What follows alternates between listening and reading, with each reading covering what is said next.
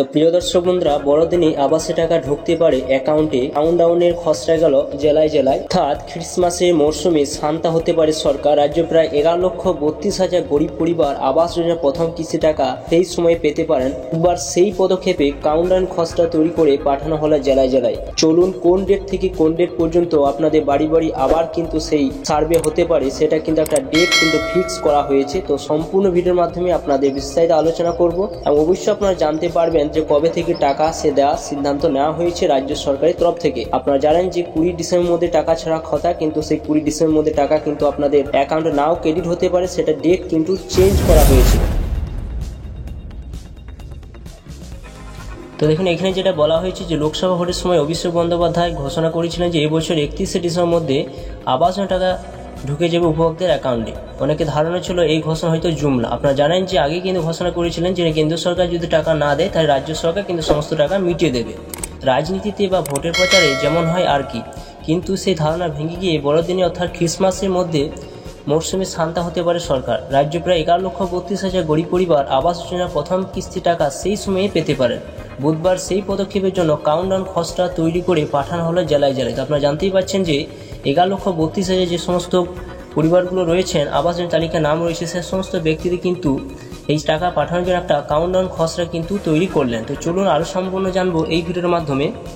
তো এই কাউন্টডাউনটা কি, অর্থাৎ আবাস যোজনার ক্ষেত্রে সবচেয়ে বড় চ্যালেঞ্জ হলো প্রকৃতপক্ষে যাদের পাকা ঘর জরুরি তাদের টাকা পাইয়ে দেওয়া। এই তালিকা ত্রুটিমুক্ত রাখা কঠিন বিষয়, কারণ গ্রাম পঞ্চায়েত স্তরে স্বজন পোষণের সংখ্যা থেকেই যায়। সেই কারণে নবান্ন এবার বারবার তালিকা পরীক্ষা পথে হাঁটছে।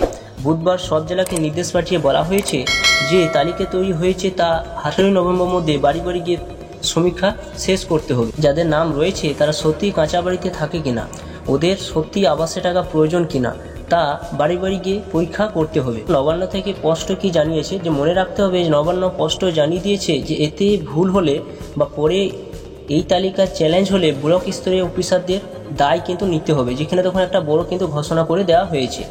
এভাবে বাড়ি বাড়ি ঘুরে তালিকা প্রাথমিকভাবে চূড়ান্ত করে ফেলতে হবে 28শে নভেম্বর মধ্যে। 29শে নভেম্বর থেকে 6 ডিসেম্বর পর্যন্ত এই তালিকা ব্লক, এসডিও, জেলা শাসকের অফিসে টাঙিয়ে রাখতে হবে। অর্থাৎ তালিকা নিয়ে কোনো ওজোর আপত্তি থাকলে তা ওই সময়ের মধ্যে জানানো যাবে। যে গ্রাম স্তরে এই তালিকাকে এরপর 11ই ডিসেম্বর মধ্যে অনুমোদন দেবে গ্রামসভা।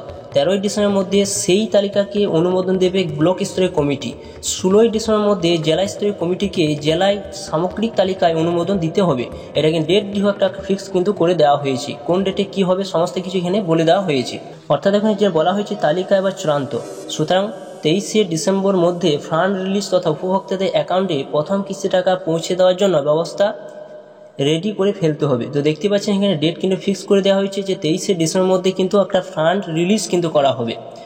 মানে এরপর মুখ্যমন্ত্রী মমতা বন্দ্যোপাধ্যায়ের সিদ্ধান্ত মতো যে কোনো দিন কিন্তু সেই তহবিল ছাড়া ঘোষণা করে দেওয়া হতে পারে। অর্থাৎ আপনারা জানেন যে 20 ডিসেম্বর মধ্যে টাকা ছাড়া কথা, কিন্তু সেটা 23শে ডিসেম্বর মধ্যে কিন্তু একটা ফান্ড রিলিজ হবে। তারপরে কিন্তু আপনাদের প্রত্যেক অ্যাকাউন্টে কিন্তু সেই টাকা কিন্তু পৌঁছে যাবে প্রথম কিস্তি টাকা।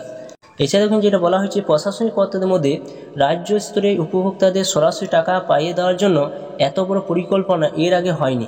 লক্ষ্মী ভাণ্ডার প্রকল্পে প্রায় 2 কোটি মহিলাকে প্রতি মাসে টাকা দেওয়া হয় ঠিকই, কিন্তু এক লপ্তে প্রথম কিস্তি টাকা হিসাবে প্রায় 11.5 লক্ষ পরিবারকে 60,000 টাকা দেওয়া কোনো রাজ্য সরকারের কাছে বড় বিষয়। এছাড়া যেটা বলা হয়েছে কেন্দ্র রাজ্য সংঘাতে আবহে তেমনই একটা মাইল ফলক তৈরি হতে চলেছে বাংলায়। চ্যালেঞ্জ শুধু একটাই, তা হলো উপভোক্তাদের তালিকাকে ত্রুটিমুক্ত, স্বচ্ছ ও দুর্নীতিমুক্ত রাখা। অর্থাৎ আপনারা জানতেই পারছেন যে সমস্ত তালিকাগুলো প্রস্তুত করা হচ্ছে সেগুলো কিন্তু একবার পরিষ্কার স্বচ্ছ কিন্তু রাখতে হবে, কোনো দুর্নীতি যাতে ধরা না পড়ে। তার জন্য রাজ্য সরকার একটা বড়সড় কিন্তু সিদ্ধান্ত করতে কিন্তু হাঁটছে।